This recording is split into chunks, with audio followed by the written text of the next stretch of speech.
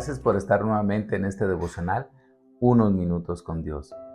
El día de hoy empezaremos a tener un estudio importante acerca de cuando nosotros tenemos un encuentro real con Jesús. La Escritura nos habla y nos dice claramente cómo un hombre o una mujer se distingue cuando verdaderamente tiene una experiencia real con el dador de la vida. De esto estaremos hablando en los siguientes minutos. Bienvenidos. Es increíble que a través del paso de los tiempos y de los siglos, la palabra de Dios sigue cobrando vida. ¿Por qué? Porque fue inspirada y es inspirada por el Espíritu Santo, el cual nos habla a través de cada página de este gran libro. Muchas veces mucha gente se me acercó a mí diciéndome que han tenido un encuentro real con Jesús. Lo primero que yo hacía era observar a esa persona para ver si verdaderamente lo que me estaba diciendo concordaba con la vida que éste decía llevar. Muchas veces me decepcioné, muchas veces me entristecí y muchas veces la verdad no quise seguir el camino que ellos seguían. ¿Por qué? Porque simplemente vivían una vida de la cual se separaba mucho de lo que hablaban. Bueno, cuando una persona tiene un encuentro real con Jesús, difícilmente puede hacer cosas que a Él le desagradan. Quiero llevarte a la Escritura en la primera carta de Juan, capítulo 2, versículos 3 al 6. Podemos estar seguros de que conocemos a Dios si obedecemos sus mandamientos. Si alguien afirma, yo conozco a Dios, pero no obedece los mandamientos de Dios, es un mentiroso y no vive en la verdad. Pero los que obedecen la palabra de Dios demuestran verdaderamente cuánto lo aman. Así es como sabemos que vivimos en Él. Los que dicen que viven en Dios deben vivir como Jesús vivió. La Escritura nos habla que nosotros en primer lugar debemos de tener esa experiencia real, genuina, la cual trae una convicción de ese encuentro que tuvimos nosotros con Jesús. Debemos estar seguros entonces que verdaderamente conocemos a Jesús, que verdaderamente tuvimos un encuentro real con Él. Cuando nosotros conocemos a Jesús, lo primero que debe haber en nosotros es un arrepentimiento genuino y un cambio de rumbo. ¿Pero arrepentimiento de qué? Bueno, arrepentimiento de todas aquellas cosas que nosotros a lo largo de toda nuestra existencia, de toda nuestra vida, hicimos mal.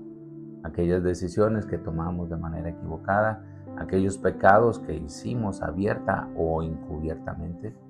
Todas esas cosas son las que en el momento en que nosotros tenemos el encuentro real con Jesús, nosotros le entregamos para poder ser libres por completo y no traer ninguna carga sobre nuestros hombros. Cuando nosotros tenemos un encuentro real con Jesús, tiene que haber una conversión. Y una conversión es convertir, es decir, cambiar de su estado natural o su estado normal a un estado diferente. Eso es una conversión. Quiero llevarte a reflexionar acerca de la conversión de Saulo. Muchos lo conocemos hoy como el apóstol Pablo, pero antes de ser el apóstol Pablo, su nombre original es Saulo de Tarso. El apóstol Pablo nos enseña cómo era Saulo antes de conocer a Jesús. Me gustaría llevarte a la Escritura para que podamos observar cómo fue su conversión. Dice la Escritura en el libro de los Hechos, capítulo 9, mientras tanto Saulo pronunciaba amenazas en cada palabra y estaba ansioso por matar a los seguidores del Señor. Así que acudió al sumo sacerdote, le pidió cartas dirigidas a la sinagoga de Damasco para solicitarles su cooperación en el arresto de los seguidores del camino que se encontraran ahí. Su intención era llevarlos a hombres y mujeres por igual de regreso a Jerusalén encadenados. El apóstol Pablo, que en ese momento no era apóstol, era Saulo de Tarso, era un hombre religioso. Era un hombre que antes de conocer a Jesús perseguía a la iglesia. Pero ¿qué hacía diferente a Saulo de la gente que lo rodeaba? La Escritura nos dice que Saulo era una persona religiosa y él lo expresa de una manera abierta en el capítulo 22, versículos 3 al 5, del libro de los Hechos, en donde dice: entonces Pablo dijo: soy judío, nacido en Tarso, una ciudad de Cilicia, y fui criado y educado aquí en Jerusalén bajo el maestro Gamaliel. Como estudiante de él, fui cuidadosamente entrenado en nuestras leyes y costumbres judías. Llegué a tener un gran celo por honrar a Dios en todo lo que hacía, tal como todos ustedes hoy. Perseguí a los seguidores del camino, acosando a algunos hasta la muerte, y arresté tanto a hombres como a mujeres para arrojarlos en la cárcel. El sumo sacerdote y todo el consejo de ancianos puede dar fe de que esto es cierto, pues recibí cartas de ellos dirigidas a nuestros hermanos judíos en Damasco, las cuales me autorizaban a encadenar a los seguidores del camino de esa ciudad y traerlos a Jerusalén para que fueran castigados. Como podemos observar, la formación de Saulo era una formación religiosa. ¿Desde qué edad?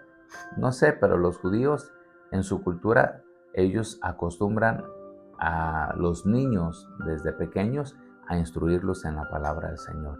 Porque la Escritura dice: instruye al niño en su camino para que cuando crezca no se aparte de él. Entonces Saulo estaba muy bien capacitado y muy bien enseñado, porque tenía personas de renombre en Israel que le habían llevado a tener una vida religiosa intachable ante los ojos de todos los demás. Siempre cuando hay una conversión, debemos de preguntarnos quién llegó a quién. Es decir, ¿fuiste tú el que llegaste a Jesús o fue Jesús el que llegó a ti? ¿Quién llegó a quién? Apocalipsis 3:20 dice: he aquí yo estoy a la puerta y llamo. Si alguno oye mi voz y abre la puerta, entraré a él, cenaré con él y él conmigo. Esto nos da a entender entonces que es Jesús el que nos busca. Y vamos a verlo en el ejemplo de Saulo también. ¿Qué les parece? Hechos capítulo 9, versículos 3 al 5 nos dice: al acercarse a Damasco para cumplir esa misión, una luz del cielo de repente brilló alrededor de él. ¿De quién? De Saulo. Saulo cayó al suelo y oyó una voz que le decía: Saulo, Saulo, ¿por qué me persigues? ¿Quién eres, Señor?, preguntó Saulo. Yo soy Jesús, a quien tú persigues, contestó la voz. Como podemos ver, es Jesús el que llegó a Saulo. Jesús llega en un momento importante en la vida de este hombre, porque este hombre quería agradar a los religiosos, quería agradar a esos sumos sacerdotes. Yo no sé si tenía expectativas para poder también ser un sumo sacerdote. Yo no sé cuál era la visión en ese momento de Saulo. Lo que sí te puedo asegurar es de que cualquier plan que Saulo haya tenido en su humanidad, este fue cambiado, fue volcado por Jesús cuando éste tuvo el encuentro con Saulo camino a Damasco. Pero Saulo no iba solo. Si observas, la Escritura nos registra que iba acompañado también de gente. ¿Qué experiencia sobrenatural vivieron ellos? Porque Saulo tuvo esa convicción, tuvo ese encuentro personal con Jesús, pero ¿qué pasó con los que estaban alrededor? Pablo, ya convertido, dice su experiencia en Hechos capítulo 22:9 de aquellas personas que lo acompañaban. La gente que iba conmigo vio la luz, pero no entendió la voz que me hablaba. ¿Observas? La gente vio la luz que envolvió a Saulo. Y Hechos 9:7 nos dice que estos hombres que estaban con Saulo se quedaron mudos porque oían el sonido de la voz, pero no veían a nadie. ¿Observas? Se quedaron mudos ante la escena, porque ellos podían ver la luz, podían escuchar el sonido de una voz, pero no veían a nadie. Con esto podemos entender entonces que hay mucha gente que puede escuchar, puede ver lo que está sucediendo en una persona, pero mientras esas personas no tengan un encuentro real con Jesús, no tengan un encuentro real con Dios, no va a haber cambios en ellos. Pueden vivir la experiencia, pero mientras no tengan un encuentro personal con Dios, definitivamente no pueden decir que tuvieron un encuentro real con Jesús. ¿Qué es lo que pasa si conocemos a Jesús? ¿Qué es lo que pasa cuando tenemos un encuentro real con Él? La Escritura nos señala y nos dice que nosotros tenemos un verdadero encuentro con Jesús, un verdadero encuentro con Dios, si obedecemos sus mandamientos. Aquel que ha tenido un encuentro con Jesús Honestamente, anhela y desea conocer a aquel que lo salvó. Jesús dijo claramente que nosotros debemos de escudriñar las Escrituras. Entonces, debemos de investigar, debemos de escudriñar y debemos de meditar en su palabra. Juan 5:39 nos dice: ustedes estudian las Escrituras a fondo porque piensan que ellas les dan vida eterna, pero las Escrituras me señalan a mí. Desde Génesis hasta Apocalipsis, toda la Biblia señala a Jesús. Así es de que si tú quieres conocer a Jesús, es necesario que medites en su palabra porque ella da testimonio de él. Aquel que ha tenido un encuentro real con Jesús, algo increíble, tienes que entender esto, se somete por completo a la palabra y permite que ésta corte todas aquellas cosas que están dentro de nosotros, pensamientos, decisiones, emociones, todas aquellas cosas que están en contra de la voluntad de Dios y que pueden afectar nuestro caminar con Jesús. La Escritura nos dice en Hebreos 4:12, pues la palabra de Dios es viva y poderosa, es más cortante que cualquier espada de dos filos, penetra entre el alma y el espíritu, entre la articulación y la médula del hueso, deja al descubierto nuestros pensamientos y deseos más íntimos. Por eso que muchas personas no quieren tener un encuentro con Jesús. ¿Por qué? Porque lo primero que Dios va a hacer es sacar lo que está dentro de nosotros mal, lo que está afectando, lo que está dañando nuestra vida, nuestra visión, nuestros oídos, nuestros sentidos. Y esto obviamente es lo que le agrada a Satanás. Satanás busca que esos sentidos estén empañados para que nosotros estemos con una venda en nuestros ojos y no podamos caminar en la verdad. La Escritura nos dice que Jesús nos hizo libres. Debemos de caminar en esa libertad. ¿Cómo? Escudriñando su palabra, meditando en ella y obedeciéndola. Aquel que ha tenido un encuentro real con Jesús tiene que demostrarle cuánto le ama. ¿Cómo? Bueno, la Escritura siempre nos va a dar una línea de que nosotros tenemos tres enemigos. El primer enemigo que nosotros podemos encontrarnos es el mundo, el cual nos ofrece todas las cosas que tienen una apariencia buena, pero que en realidad no tiene ningún sustento, ningún fundamento para bendecirnos. El segundo enemigo que también la Escritura nos menciona es a Satanás, el adversario, el enemigo, el padre de mentira, el acusador, al cual tú ya conoces. Y sabemos y estamos conscientes que este enemigo procura lanzar todos sus ataques infernales para tratar de bloquearnos y frenarnos para no llegar a nuestro propósito. El último y el más peligroso eres tú, porque Pablo dice claramente en el libro de Romanos que él encontró otro poder dentro de él. Y este es un enemigo tan peligroso que puede afectar todo lo que hasta ahora hemos ganado. La Escritura nos dice, si alguien afirma, yo conozco a Dios, pero no obedece los mandamientos de Dios, es un mentiroso y no vive en la verdad. El apóstol Juan nos exhorta para decirnos que si verdaderamente nosotros hemos tenido un encuentro real con Dios, pero no obedecemos los mandamientos de Dios, entonces esto no es cierto. Nosotros entramos dentro de aquel segmento de cristianos mentirosos que no viven la verdad. Aquel hombre o aquella mujer que ha tenido un encuentro real con Dios sabe distinguir y separar una cosa de otra. No está aferrado a las cosas de este mundo, no está aferrado a las cosas personales, no está aferrado a sus emociones. La Escritura nos dice en 1 Juan 2:15 y 16, no amen a este mundo ni las cosas que les ofrece, porque cuando aman al mundo no tienen el amor del Padre en ustedes. Pues el mundo solo ofrece un intenso deseo por el placer físico, un deseo insaciable por todo lo que vemos y el orgullo de nuestros logros y posesiones. Nada de eso proviene del Padre, sino que viene del mundo. Qué insistencia la del apóstol Juan en recalcarnos que nosotros no podemos guiarnos por lo que nuestros ojos ven. Aquel que ha tenido un encuentro con Jesús siempre, escúchame bien, siempre estará buscando hacer la voluntad de aquel que lo llamó. El apóstol Juan deja en claro esto en 1 Juan 2:17 y nos dice, y este mundo se acaba junto con todo lo que la gente tanto desea, pero el que hace lo que a Dios le agrada, vivirá para siempre.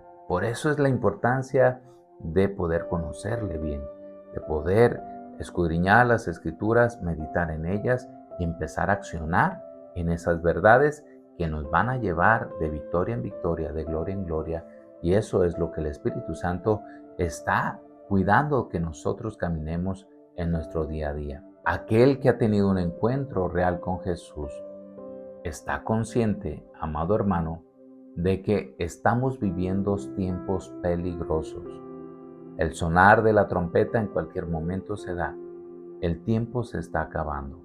Y el que ha tenido un encuentro real, el Espíritu Santo le está informando, le está diciendo, le está avisando, no con el propósito de desanimarse o asustarse, no, sino para motivarlo a que no desmaye, aun cuando la prueba sea muy difícil. Dice la Escritura en Primera de Juan 2:18, queridos hijos, llegó la última hora. Ustedes han oído que el anticristo viene y ya han surgido muchos anticristos. Por eso sabemos que la última hora ha llegado. ¿Y qué es un anticristo? Bueno, la Biblia habla acerca de un anticristo que viene en el libro de Apocalipsis, pero el apóstol Juan nos dice de muchos anticristos, por lo cual viene la pregunta. Entonces, ¿qué es un anticristo? Obviamente la misma palabra anticristo nos dice que es alguien que está en contra de todo lo que Cristo dice, hace, establece y ordena. Amén. Algo muy práctico y muy sencillo. Aquel que está en contra de la voluntad de Cristo. Aquel que ha tenido un encuentro real con Jesús. Aquel que verdaderamente no ha tenido una experiencia en una emoción, sino que ha tenido un encuentro sobrenatural con Él, permanece fiel a su llamado, a su propósito y a esa asignación que le fue entregada. Primera de Juan 2:19 dice, esas personas salieron de nuestras iglesias, pero en realidad nunca fueron parte de nosotros. De haber sido así, se habrían quedado con nosotros. Al irse, demostraron que no eran parte de nosotros. Qué complicado es poder ver cómo cristianos se separan de sus iglesias, se apartan de sus iglesias simplemente porque no les agradó algo, porque vivieron una experiencia desagradable con algún hermano, porque ya a lo mejor la palabra que en ese momento se dio no les agradó.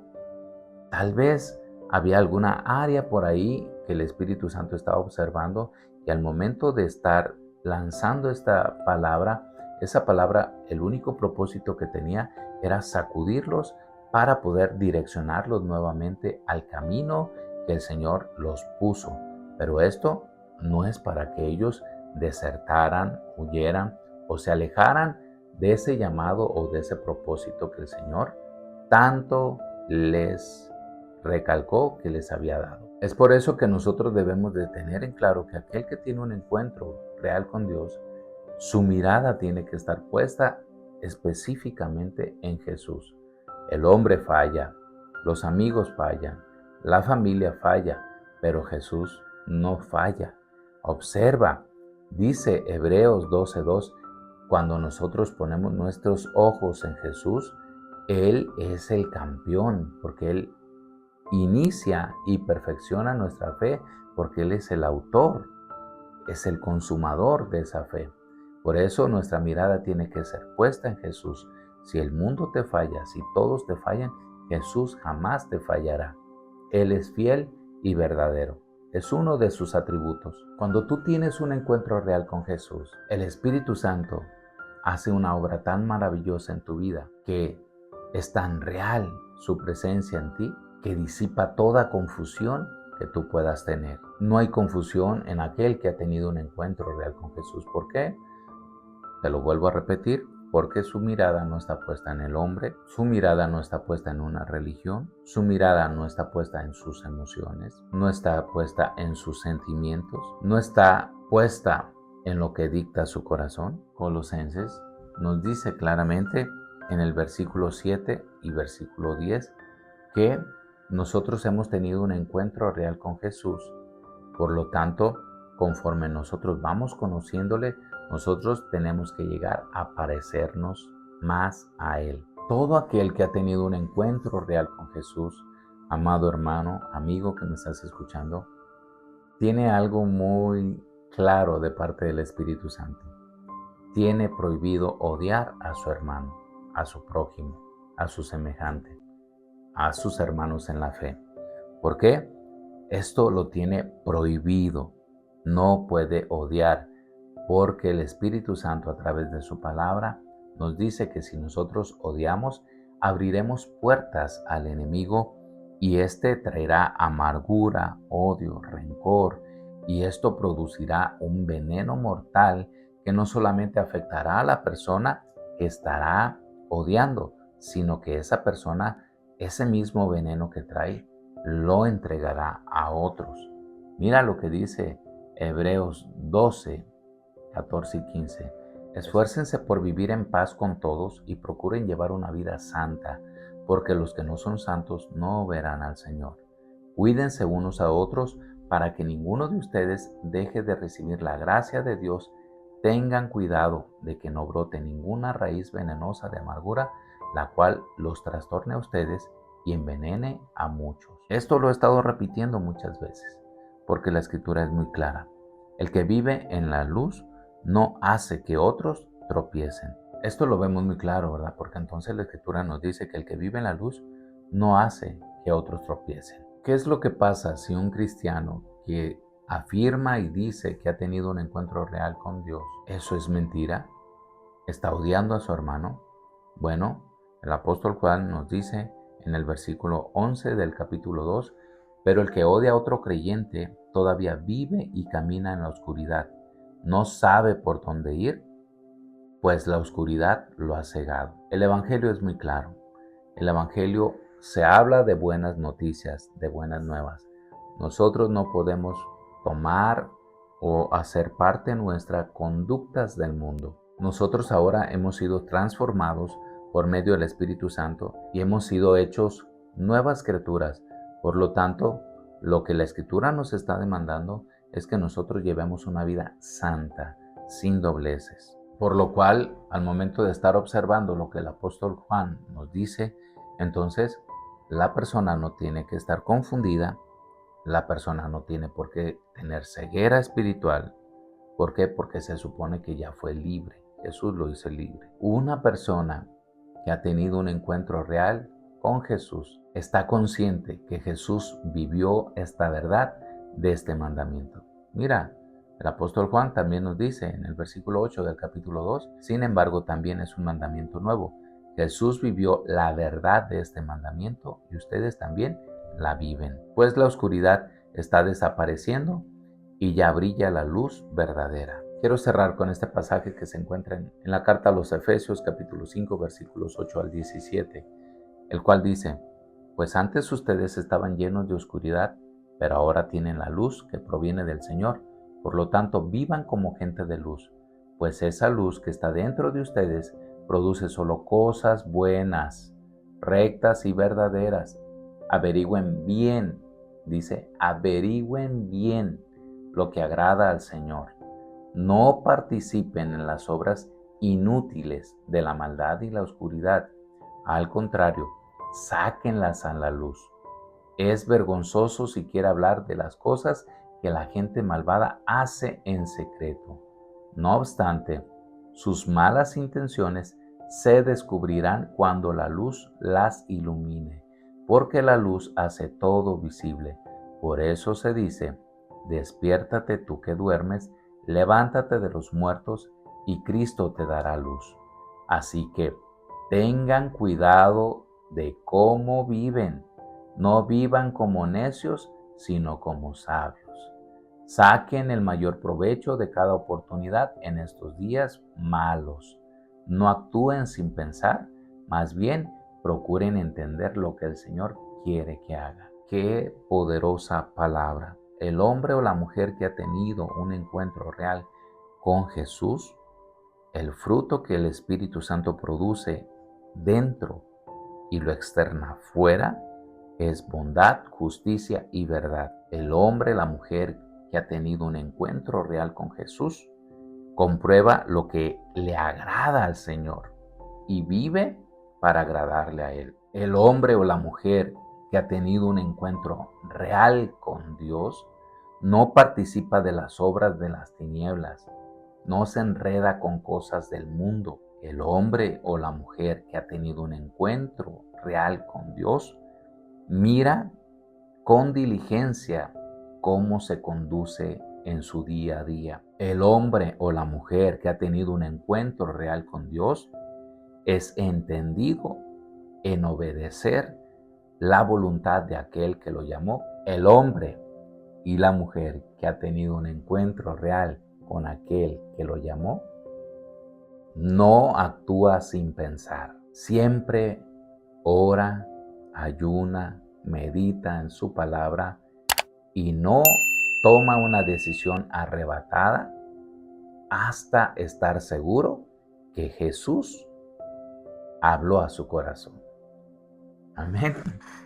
Bendigo tu vida y doy gracias al Señor por todo lo que está haciendo en ti. Si este devocional bendijo tu vida, compártelo con otros que estoy seguro impactará sus vidas.